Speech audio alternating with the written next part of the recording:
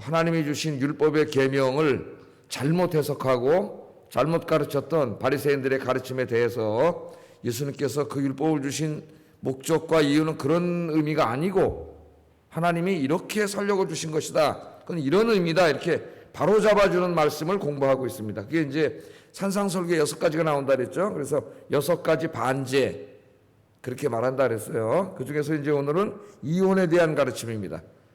지난번 금요일 날은 간음에 대한 가르침을 공부했죠. 이게 2가지가 이제 이렇게 같이 섞여서 나와요. 이 산상설교에서 2개는 이제 깊이 연관이 있습니다. 자, 최근에 우리나라에 이 한 해 동안의 결혼 건수가 한 30만 정도 된다 그래요. 30만 건. 한참 많을 때는 43만 건 뭐 이렇게 됐는데 계속 이제 결혼 건수가 줄어들어 가지고 한 30만 건도 어떨 땐 밑으로 내려갈 때도 있다랍니다. 그러니까 상당히 좀 사회적인 위기라고 할 수가 있겠어요. 여러 가지 이유가 있겠죠. 이제 우리 그 정년기에 있는 친구들이 직장도 있어야 되고 여러 가지 이제 조건 뭐 집을 얻을 돈도 있어야 그래야 되는데 집값은 너무 비싸고 직장 얻기도 너무 어렵고 지금 더더군다나 요새 경제는 너무 어려워서 자꾸 이제 결혼이 늦춰지죠. 그래서 교회 이렇게 보면은 원래 30세에서 40세까지 이제 전도회를 만들었는데 결혼 연령이 늦어지다 보니까 거의 자꾸 유명무실해지고 있습니다. 이제 줄어들고 이쪽이. 자, 한 30만 건 정도 결혼하고 이혼을 깜짝 놀랐어요. 한 11만 건 정도 한다래요. 11만 건. 그러니까 이게 참 너무 안타까운 일입니다. 해마다 많은 젊은이들이 서로 사랑하고 행복하게 살기 위해서 결혼을 하고 가정을 이루는데 30만 건 정도에서 11만 건 정도가 이혼을 한다니까 굉장히 이혼율이 높은 거예요. 참으로 이렇게 안타깝습니다. 자, 이런 시기에 교회는 이 가정과 결혼 이런 이혼에 대해서 어떻게 가르쳐야 되는가? 하나님 말씀은 무엇이라고 가르치고 있는가? 하나님 말씀에 대한 가르침이 절실합니다. 요즘에 특별히 이제 그 젊은 부부들에게도 절실해지고 있는데 그러나 젊은 부부만의 문제가 아닌 것 같아요. 이제는 나이가 들어가지고 무슨 이혼을 한다래요? 황혼 이혼을 한다래요. 황혼 이혼을. 황혼 이혼은 저는 여성들이 더 많이 요구하는 줄 알았어요. 상식적으로. 그런데 가정법원에서 나온 통계를 보면은 남성들이 더 많이 요구합니다. 이것도 깜짝 놀랐어요, 제가. 남성들이 더 많이 요구해요. 왜 그런가 그랬더니 뭐 여러 가지 이유가 있지만은 언제 남성들이 이렇게 돈 벌다가 어느 날 은퇴를 하지 않습니까? 네? 은퇴를 했는데 직장에 다닐 때는 거의 뭐 집에서 밥도 안 먹고 그랬는데 집에 있으면서 맨날 밥 달라 그래서 뭐 삼시세끼 다 달라 그래서 삼식이라는 말이 나왔잖아요. 삼식이. 예? 우리 사회가 자꾸 남편하고 같이 밥 차려주고 밥 먹는 것은 마치 좀 뭔가 부인들이 굉장히 뭐 엄청난 일을 하는 것 같고 안 해야 될 일을 하는 것 같고 자꾸 이런 인식을 주고 있어서 참 안타까워요. 그러다 보니까 이제 자꾸 바가지를 하다 보니까 이 남편들이 화가 나가지고 내가 이 대우를 받고 왜 사냐. 그래서 갈라선답니다. 남자들이 더 많이 요구한대요. 그래 재산 반 나눠가지고 너 혼자 살아, 난 따로 살 거야. 이렇게 된다는 거예요. 그래서 깜짝 놀랐어요. 상식을 넘어서지 않습니까? 자, 하여튼 이렇게 해서 이제 가정이 깨지고 이제 그렇다면 자녀들이 불행해지고 사회가 이제 힘들어 이런 일들이 벌어지고 있기 때문에 다시 한번 여기에 대해 하나님 말씀을 우리가 깊이 깨닫고 이것을 가르치고 또 우리 그리스도인들이 말씀대로 사는 게 중요하죠. 자, 그럼 오늘 본문을 보겠어요. 예수님 당시에 이제 율법에 하나님이 주신 율법의 전문가들이라고 하는 바리새인들, 특히 그 중에서도 바리새인들 중에서 이제 전문가라고 하는 서기관들은 어떻게 가르쳤느냐? 이혼을 할 수 있느냐 없느냐 할 때 이혼을 할 수 있다. 단 반드시 이혼 증서를 써줘야 된다. 이렇게 가르쳤어요. 그러니까 이혼 증서를 써서 주면 이혼은 합법적이다. 하나님의 백성들도 이혼할 수 있다. 이렇게 가르쳤습니다. 그 얘기를 하시는 거예요. 31절 한번 읽어보겠습니다. 시작.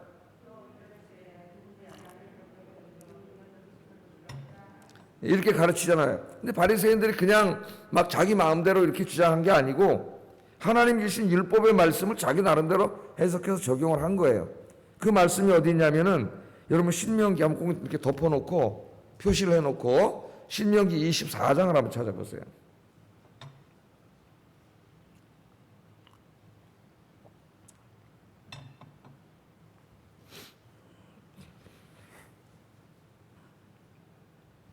24장 1절 2절 같이 한번 읽어보겠습니다. 사람이 아내를 맞이하여 데려온 후에 그에게 수치되는 일이 있음을 발견하고 그를 기뻐하지 아니하면 이혼 증서를 써서 그의 손에 주고 그를 자기 집에서 내보낼 것이요 그 여자는 그의 집에서 나가서 다른 사람의 아내가 되려니와. 모세가 그렇게 가르쳤습니다. 여기 이제 수치되는 일이 뭐냐 하는 데 있어서는 그 당시에 그 바리새인들 사이에서도 논쟁이 되고 있었고 지금도 논쟁이 많이 되고 있어요. 그래서 이 부분에 대해서는 나중에 이제 마태복음 19장 할 때에 그때 자세히 다루도록 그렇게 하겠습니다. 자, 하여튼 이 말씀에 근거해서 바리새인들은 이혼 증서만 써주면 누구든지 합법적으로 이혼할 수 있고 또 다른 사람에게 장가갈 수 있다. 이렇게 이제 가르친 거죠. 인간의 죄성이 이끄는 대로 이 말씀을 지들 멋대로 이제 그렇게 해석을 한 겁니다. 그러니까 사람들은 당연히 이 말씀을 이제 악용하기 시작했어요. 악용. 자, 어떤 사람이 결혼을 했다 한번 생각을 해보세요. 그래서 한 10년 살았습니다. 예? 근데 살기가 싫어져. 그래서 어떤 드라마를 이렇게 잠깐 보니까 대사가 이렇습니다. 남편이 뭐 싸운 것도 아니고 너무나 행복한 가정처럼 보이는데 여보 우리 31년 살았지 이제 그만 삽시다 이러는 거예요. 그러니까 이게 이 작가들이 드라마 작가들의 그 도덕관이나 윤리관이 형편없이 타락한 그런 것들이 너무 여과 없이 또 정상적인 삶으로 드라마를 통해서 비춰주니까 그것들이 모든 사람 자기도 알게 모르게 자꾸 정상적으로 받아들이는 거예요. 이게 이제 이렇게 해서 자꾸 타락하는 거죠, 사회가. 깜짝 놀랐어요. 저런 미쳤는데 31년 살았는데 뭘 그만. 그들이 뭐라 하냐면은 뭐라더라? 이번에는 내 말 좀 들어줘. 그러는 거예요, 그냥 너무나 괜찮은 사람이 대학 교수가 야 이게 큰일 났다 앞으로 이런 게 또 우리 사회에 뭐 결혼이니 어쩌고 저쩌고 해가지고 말도 안 되는 저는 짓거리들이랄래 짓거리들 하고 있는데 그걸 미화시키죠 막. 자, 한 10년쯤 살다 보니까는 살기가 싫어졌어. 실증이 났어요. 그래서 이제 다른 사람하고 살고 싶어졌어.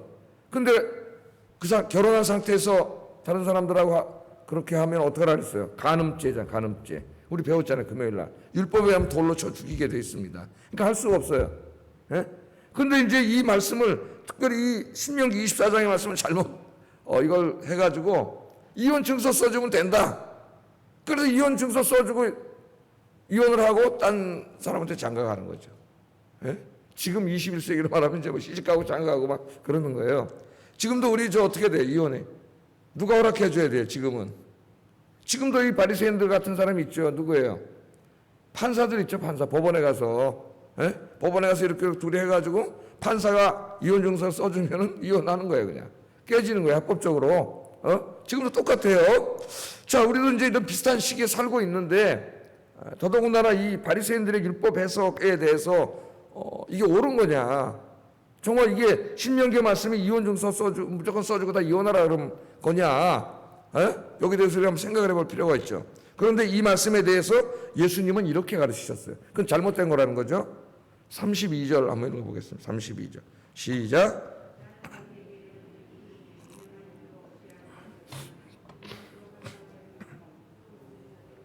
장가드는 자도 간음함이니라. 자, 예수님은 이혼 증서만 써주면 얼마든지 이혼할 수 있다는 주장에 대하여 이혼 불가를 선언하셨습니다. 이혼 불가. 단 한 가지 예외만 두셨어요. 한 가지 예외는 음행입니다. 음행. 배우자의 음행, 배우자의 간음. 이것만 이혼할 수 있게 하셨고 이혼 불가. 이렇게 말씀하셨어요. 자, 이 이혼에 대한 논쟁은 자세한 논쟁은 마태복음 19장에 자세히 나와요. 그래서 지금도 뭐 마태복음 19장 다 하지는 않겠지만 한번 살펴보겠습니다. 마태복음 19장 펴보세요. 한번.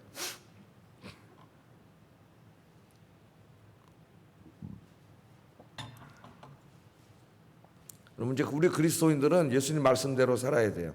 자녀들도 말씀대로 가르쳐야 되고 이 산상수훈의 말씀대로 살아서 정말 그리스도인이 되어야 됩니다. 진짜 그리스도인, 진짜 인간, 참 인간의 모습, 하나님 형상을 회복해야 돼요. 자, 어느 날 바리새인들이 예수님을 찾아와 가지고 이혼에 대해서 질문을 했어요. 질문을 그랬더니 예수님께서 이렇게 대답을 하십니다. 마태복음 19장 4절 6절을 한번 같이 읽어보겠습니다. 시작. 예수께서 대답하여 이르시되 사람을 지으시니가 본래 그들을 남자와 여자로 지으시고 말씀하시기를 그러므로 사람이 그 부모를 떠나서 아내에게 합하여 그 둘이 한 몸이 될지니라 하신 것을 읽지 못하였느냐. 그런즉 이제 둘이 아니요 한 몸이니 그러므로 하나님이 짝지어 주신 것을 사람이 나누지 못할지니라. 이렇게 예수님이 가르치셨어요. 결혼은 그냥 사람들끼리 사랑해서 결혼하는 것 이상이라는 거죠. 남성과 여성이 사랑해서 결혼을 했어요. 가정을 이루는데 거기에는 놀라운 하나님의 뜻이 있어요. 그래서 결혼을 언약으로 해요. 언약. 결혼 언약. 그 결혼을 주관하신 분은 하나님이에요. 제가 주례할 때 꼭 이야기하는 얘기입니다. 두 사람 앉혀놓고 두 사람 간의 인간적인 계약만이 아닙니다. 여기서는 이 목사인 목사가 주례를 하지만 진짜 주례자는 하나님이십니다. 하나님. 그래서 결혼은 반드시 예배드리면서 하나님 앞에서 결혼을 해야 돼요. 하나님 앞에서. 네? 그래서 결혼을 하고 서약을 하고 하나님 앞에서 그러죠. 왜냐하면 결혼은 인생에 있어서 제일 중요한 것일지도 모르는데 이 중요한 결혼하는데 하나님 앞에 예배 안 드리고 결혼하는 게 말이 되겠어요? 예? 이런 세태로 지금 흘러가고 있는데 바로 잡아야 됩니다. 우리 그리스도인들이 경건하게 예배를 드리면서 하나님 앞에 예배 자기 가정을 꾸려야죠. 자, 한 몸은 이렇다는 우리 간음할 때도 이걸 공부했습니다. 그래서 결혼은 부부가 만나서 한 몸이 돼요. 하나가 되는 거예요. 이제 결혼하면 하나야 하나. 제가 결혼식 할 때도 이걸 또 강조해요. 우리라고 하는 거 나라고 하지 말라고. 앞으로 내 취미야 이거는. 이건 내 생각이야. 간섭하지 마 여기는. 이것은 세상 사람들이 이렇게 주장을 하는데 잘못된 거예요.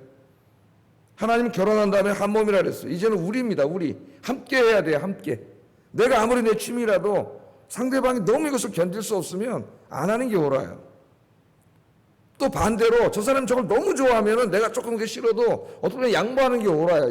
이게 우리라고 하는 곳에서 항상 이루어져야지 이건 내 일이야. 그렇게 되면 결혼에 이게 이어질 수가 없어요. 근데 사회가 자꾸 이걸 부추깁니다. 예? 그것이 프라이버시라고 하는 걸 통해서 자꾸 이야기를 해요. 한 몸이기 때문에 이것을 하나님이 짝지어준 거예요. 그러므로 나눌 수 없다는 거예요. 지금 예수님 그랬잖아요. 짝지어준 것을 나눌 수 없느니라. 그랬더니 바리새인들은 율법 전문가입니다. 따집니다. 예수님한테. 7절에 보면은 그러면 어찌하여 모세는 이혼 증서를 주어서 버리라 하였나이까. 지금 이 얘기하는 거죠. 신명기 24장 이혼 증서 써서 모세는 그렇게 얘기했는데요. 그렇게 얘기했더니 예수님이 뭐라 그래요? 8절에 놀라운 말씀을 하세요. 예수께서 이르시되 모세가 너희 마음의 완악함 때문에 아내의 버림을 허락하였거니와 본래는 그렇지 아니하니라. 모세율법 뒤집습니다. 모세율법은 누가 주셨어요? 예수님이에요. 예수님. 이 율법을 주신 분이 예수님이에요. 예? 모세를 통해서 내가 이혼 증서를 써주고 이혼하라고 한 말은 그런 의미가 아니라는. 이 당시에 원래는 아니에요. 원래는 한 몸이 되어서 창세기 말씀으로 한 몸을 이뤘기 때문에 나눌 수 없어요. 인간이. 그런데 이제 모세 시대에 오면 사람들이 하도 죄를 짓고 완악해지다 보니까 막 이제 갈라서는 일들이 벌어져요. 그럼 이제 막 갈라서면 누가 어려워져요. 그 당시에. 재산과 모든 건 다 남편이 갖고 있기 때문에 아내는 그냥 쫓겨나는 거예요. 쫓겨나면 어디가 살 수도 없어요. 예? 또 새로운 삶을 시작할 수도 없어요. 그래서 하나님께서 이 완악함 때문에 하나님께서 어떤 허용을 해주셨냐면 그러면 반드시 이혼 증서를 써주라 그런 거예요. 그럼 왜 증서를 써주라 그랬느냐? 그거는 이혼을 합법적으로 인정해 준 게 아니라는 거죠. 예수님이. 그렇게 인간의 완악함 때문에 쫓아내면은 그 불쌍한 여인은 살 수가 없어요. 그래서 이 합법적인 이혼 정서를 써줘서 그 여인도 또 새로운 가정을 이루고 또 재혼을 하거나 이래서 새로운 삶을 살아갈 수 있도록 해줘라. 그 인간의 완악함 때문에 피해를 받은 연약한 여성을 보호하기 위해서 하나님이 이혼 증서를 주라 그런 거예요. 그런데 이 말씀을 악용한 거지, 이 자들이. 악용을 한 거예요. 그래서 이것을 자기 부인하고 이제 살기 싫어져. 더 이상 저 사람은 살기 싫어. 그걸 버리는, 아내를 버리는 합법적인 수단으로 이용해가지고, 야, 이혼 증서만 써주면 이혼할 수 있어. 이렇게 된 거예요, 지금. 그러니까 이 여성을 보호하기 위해서 주신 하나님의 율법이 이게 잘못 악용되니까 남성들의 죄악을 정당화시켜주는 법이 된 거죠, 지금. 이 바리새인들에게. 그게 예수님이 안 된다는 거예요. 절대 이혼 안 된다. 원래는 그렇지 않아. 하나님은 결혼을 통해서 한 몸을 이루게 하신 거야. 그러니까 사람이 이걸 마음대로 나눌 수 없어. 한 몸인데 한 몸을 쪼개면 죽습니다. 깨지는 거예요. 예? 나눌 수 없다. 그렇게 가르쳤는데 단 하나의 예외를 주셨어요. 이제 9절 읽어보겠습니다. 시작. 간음함이니라. 아멘. 그래서 여기서 뭐냐면 한 가지 예외는 배우자의 음행입니다. 음행인데 이것은 우리가 이미 금요일날 공부했죠. 음행은 한 몸을 이루라고 하신 하나님의 계약, 이게 결혼 계약을 스스로가 깬 거예요. 깬 거기 때문에 그때만큼은 하나님 이혼할 수 있도록 그렇게 해주셨습니다. 그런데 그때조차도 반드시 이혼을 해라는 건 아니에요. 용서하고 살 수 있으면 더 좋아요. 그러나 인간이 이게 힘들어. 그러나 그렇기 때문에 그때는 이혼할 수 있다고 허용을 하신 것이지 반드시 이혼하라는 건 아닙니다. 하나님 말씀. 허용이에요. 허용. 용서하고 사는 분도 많죠. 용서하고 살 수 있으면 살으라는 게 가르침이에요. 그랬더니 여러분 예수님의 제자들이요 놀라운 반응을 보여요. 뭐라 그런지 아세요? 10절 한번 읽어보겠습니다. 시작. 장가들지 않는 것이 좋겠나이다. 아니 그렇죠. 야 그럼 도대체 장가 안 가는 게 낫겠다. 이혼도 못하려면 제자들 이런 생각을 하는 거예요. 그러니까 이 남자들 타락한 남자들 이런 생각을 갖는 거예요. 왜? 새 여자랑 사귀고 싶으니까. 이런 타락한 인간의 모습이 여기에 그대로 나타나고 있습니다. 이 제자들 모습 속에 나타나요. 그래서 이제 우리 예수 믿는 사람들도 이게 뭐 지금은 남성이나 여성이나 마찬가지입니다. 이 당시는 남성 중심 사회였기 때문에 남성에게 이렇게 얘기했지만은 지금은 다 마찬가지예요. 다 마찬가지. 자, 하나님이 짝지어 주셨습니다. 나눌 수 있어요, 없어요? 나눌 수 없어요. 예? 뭐 우린 성격이 안 맞습니다. 이제 보면 다 그런 말이에요. 뭐 또 경제적인 이유 때문에 뭐 여러 가지 이유가 있어요. 그런데 그런 모든 이유는 하나님이 허락하신 이혼의 사유가 아니에요. 이혼할 수 없어요. 하나님이 유일하게 허용한 것은 하나님의 한 몸을 이루신 언약을 깨뜨린 간음, 간통, 이거 외에는 하나님이 허락하지 않으셨습니다. 그러므로 우리 그리스도인들은 경제적으로 무능하다거나 성격이 안 맞다거나 뭐 가정적으로 힘든 일이 있다거나 등등의 이유로 이혼할 수 없다. 예수님이 분명히 가르칩니다. 이혼할 수 없다. 그러니까 이혼이라는 단어는 머릿속에서 아예 지워버려야 돼요. 우리 그리스도인들은. 주님이 허락하지 않았습니다. 근데 어떤 분이 이제 우리 실제적인 삶에서 이렇게 질문을 합니다. 실제로 그런 가정들이 많아요. 목사님, 꼭 간음을 한 경우는 아니지만은 매일 술 먹고 들어와서 아이들 때리고 아내 때리고 그대로 뒀다가 우리 다 맞아 죽습니다. 도저히 살 수가 없어요. 매일 구타하고 다 때려 부수고 이런 경우에도 이혼할 수 없습니까? 이런 가정들이 많고요. 실제로 이런 가운데 고민하고 있는 그리스도인들이 많이 있어요. 자, 정말로 내버려 두면은 뭐 아이들하고 성행할 게 없을 것 같아요. 어떨 때 막 정말 맞아 죽을 수도 있을 것 같아요. 자, 이런 경우에는 어떻게 되느냐? 그럼 꼭 그거는 꼭 그 간음만이냐? 성적인 문제냐? 이 기독교 윤리에서도 지금 많이 논의가 되고 있습니다. 이 간음에 대한 그 의미가 많이 논의가 되고 있어요. 자, 고린도전서 7장 한번 찾아보세요. 15절, 16절.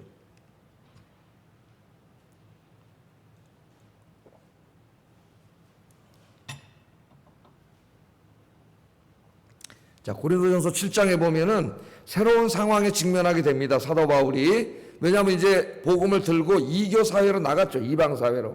그래서 고린도에 가서 지금 그리스 최남단에 있는 그 당시 아가야 지방의 수도인데 이 고린도에 가서 이제 선교를 하는 상황이에요.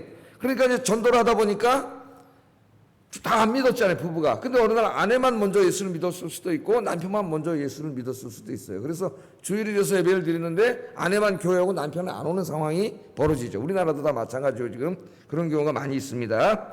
자, 그런데 남편이 아내의 신앙생활을 이해하지 않는 거죠. 반대하는 거예요. 반대하는데 몹시 싫어할 뿐만 아니라 주일날 교회 가지 못하도록 방해하고 교회만 갈라 그러면 물리력과 폭력을 사용합니다. 때리고 막 부수고 가정이 살 수가 없는 거죠. 어느 날 남편이 그렇게 하다가 오늘 결단을 하는 거죠. 다시 예수 믿든지 아니면 나랑 결혼 생활을 하든지 둘 중에 하나를 택해라.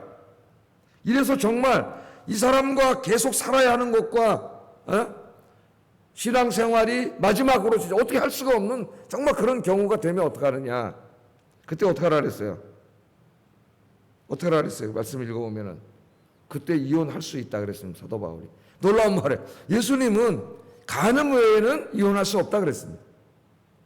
그런데 사도 바울은 지금 이 말씀의 해석을 넘어가고 있어요.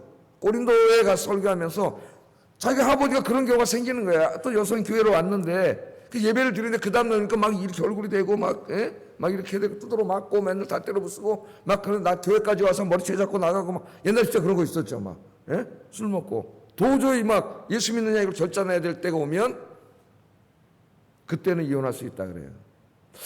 자, 그러면 우리가 기독교 윤리를 공부할 때 신학적으로 자, 예수님이 간음 외에는 이혼하지 말라 그랬어요. 예수님이. 그러면 바울이 이렇게 했습니다. 지금. 그러면 이것을 우리가 적용할 때 성경을 적용할 때 예수님은 간음, 근데 사도 바울에게 특별히 하나님께서 또 이교 사회에 나타나는 현상을 이해하시고 이런 경우 신앙생활에 대한 이런 경우에는 또 허용을 하셨기 때문에 요 두 가지 경우만 이혼하라고 가르쳐야 되느냐 그렇게 주장하는 분들이 있고 두 가지 경우만 또 다른 분들은 아니다. 예수님은 간음 외에는 하지 말라 그랬는데 사도 바울이 간음을 자기가 직면하는 상황에 맞게 좀 포괄적으로 적용했기 때문에 우리도 이 간음을 적용할 때 꼭 성적인 문제만이 아니라 바울이 이 신앙의 문제 적용한 것처럼 이런 폭력이나 아니면 이런데 폭넓게 적용할 수 있다 이렇게 주장하는 것으로 나뉘어요. 여러분들 어떻게 생각하십니까? 제가 미국에서 공부하는데 기독교 윤리를 공부하는데 선생님이 이렇게 물어보죠. 이 두 가지 주장이 있는데 어떻게 해야 되느냐? 쉽지가 않아요. 쉽지가 않아요. 그러니까 간음과 지금 여기 신앙의 문제 두 가지에만 이혼하라고 허락한 거냐 이렇게 적용을 해야 되느냐 아니면 예수님의 간음을 바울이 좀 더 창의적으로 적용한 것처럼 폭력과 뭐 이런 것에도 우리도 그렇게 적용하는 것으로 해석해야 되느냐 받아들여야 되느냐 이게 쉽지가 않습니다. 저는 후자로 받아들여요. 저는 후자로. 그러나 사도 바울이 그렇다고 막 그냥 이혼해라 그런 게 아니에요. 그 앞에 있는 말씀, 뒤에 있는 말씀 16절 보면은 이렇게 했습니다. 이혼할 수 있다고 얘기한 다음에 이렇게 얘기했어요. 읽어보겠습니다. 시작.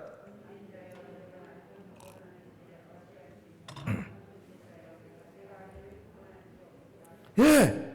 그러니까 정말 어쩔 수 없는 경우에는 할 수 없지만 그러나 내가 먼저 예수 믿어서 내 남편은 안 믿고 있고 남편이 먼저 믿어서 아내가 안 믿고 있을 때 어느 정도 반대가 있고 있을 수 있지만 최대한 우리가 노력해야 되는 게 이혼이 아니라 뭐예요?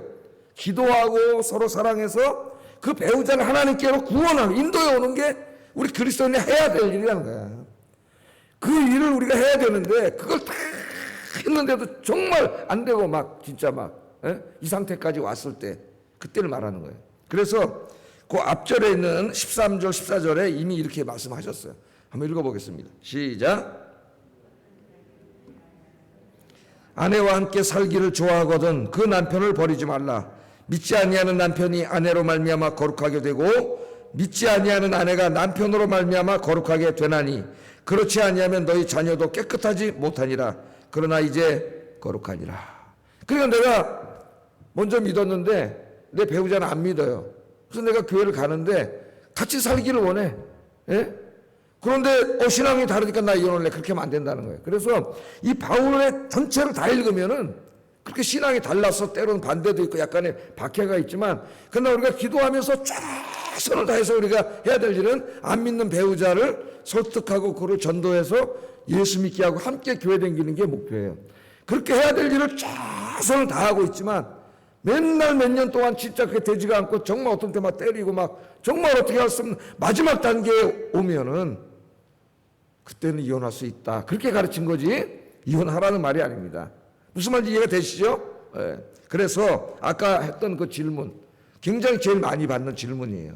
이혼에 대해서 가르칠 때 심각한 가정폭력으로 인하여 가족의 존엄과 인격 심지어는 생명이 위험에 처하는 경우라면 그것은 결혼에 대한 하나님의 창조의 섭리를 깨트리는 겁니다. 성적인 간음이 아니더라도 가정에서 내가 좀 남자니까 힘이 세 막 폭력을 휘두르고 술 먹고 들어 때려부수고 애들을 때리고 이게 비일비재하게 일어나서 도저히 살 수가 없는 정말 오랫동안 그렇게 참고 기다리고 설득하고 계속 했는데도 계속 그것이 고쳐지지 않아서 도저히 살 수 없을 때는 그때는 난 이혼할 수 있다고 생각해요. 그거는 이미 하나님의 결혼 관계, 이 언약 관계를 깨뜨린 겁니다. 성적인 간음이 아니더라도 깨뜨린 거예요. 그러나 성경의 가르침은 이혼은 정말 마지막 수단이 됩니다. 정말 우리가 기도하면서 최선을 다해서 가정을 회복하고 사랑하고 살기 위해서 모든 노력을 간구한 마지막 수단이 돼야 된다. 예수님의 가르침의 핵심은 바로 그거예요. 그러므로 이제 우리가 정말 그리스도인이라면 이 말씀을 어떻게 받아들여야 되느냐? 이 말씀의 본질은 이혼을 어느 때 해야 되느냐가 아니라 더 궁극적인 본질은 뭐냐면 하나님이 짝지어줘서 한 몸을 이룬 아내와 남편이 서로 사랑하며 살라고 하는 거예요. 사랑하며 살라고 하는 거예요. 같이 살다 보면은 뭐 여기 이제 어느 정도 다 연세가 되신 분이기 때문에 뭐 다 이렇게 하지 않아도 되겠지만은 젊은 부부들도 많고 이제 결혼하려는 청년들도 많고 그래요. 힘들고 어려운 일이 많이 생기고 우리가 우스갯소리로 치약자 하는 것 때문에도 싸우고 다름이 많이 발견된다 그랬죠. 예? 그런 것들을 어떻게 해요? 다 이해하고 서로 받아들이고 진짜 사랑은 내 배우자의 약한 부분, 부족한 부분을 받아주는 거죠. 그게 진짜 사랑이에요. 예? 자, 그래서 잠언 우리 한번 읽었습니다. 제가 금요일날 그랬죠. 오늘 다시 읽는다고. 잠언 5장 18절 19절에 보면 내 셈으로 복되게 하라. 내가 젊어서 취한 아내를 즐거워하라. 그는 사랑스러운 암사슴 같고 아름다운 암노루 같으니 너는 그의 품을 항상 족하게 여기며 그의 사랑을 항상 연모하라. 뒤집어도 마찬가지입니다. 아내도 마찬가지고 남편도 마찬가지. 그 다음에 전도서 9장 9절에 보면 내 헛된 평생의 모든 날 곧 하나님이 해 아래에서 내게 주신 모든 헛된 날에 내가 사랑하는 아내와 함께 즐겁게 살지어다. 그것이 내가 평생의 해 아래에서 수고하고 얻은 내 몫이니라. 하나님 주신 아내와 어떻게 살래? 행복하게 즐겁게 살라 그랬어. 반대도 마찬가지예요. 하나님 허락하신 남편과 행복하고 즐겁게 살라. 하나님 그렇게 말씀해 주셨습니다. 살다 보면 힘든 일들이 발생할 수 있습니다. 어느 부부나 마찬가지예요. 몇 번의 위기가 닥쳐옵니다. 그때마다 두 사람을 한 몸을 이루게 하신 분이, 우리를 만나게 하신 분이 하나님이라고 하는 것을 기억해야 됐고, 이 말씀을 기억해야 돼요. 누구나 위기가 옵니다. 꼭 기억하고 서로 이해하고 배려하고 사랑해야 돼요. 주님이 나에게 그렇게 해주신 것처럼, 나를 용서하고 이해하고 날마다 용납해 주시는 것처럼 그 사랑으로 배우자의 약한 부분들을 받아주고 주님 오시는 그날까지 행복하게 사시는 여러분 되기를 주의 이름으로 축복합니다. 기도하겠습니다.